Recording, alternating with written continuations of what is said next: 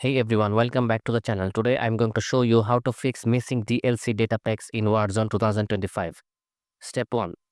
Alright, if you have the game running, go ahead and open up your settings by selecting the gear icon.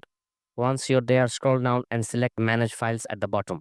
Step 2. Now once you're in the Manage Files section, find Warzone. You should see an option to manage files for Warzone. If you also have Modern Warfare 3 or 2 installed, you can select those as well. Go ahead and install all the DLCs that are needed, or if you're unsure, just select Install All. Step 3. Another way to fix this by heading back to your console's home screen.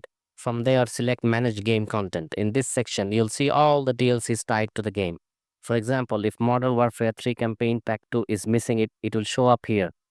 Step 4. If you see any DLCs marked as not as installed, just highlight it. Select the arrow down button and hit install. Let's do it like this. And once it's done, you're good to go.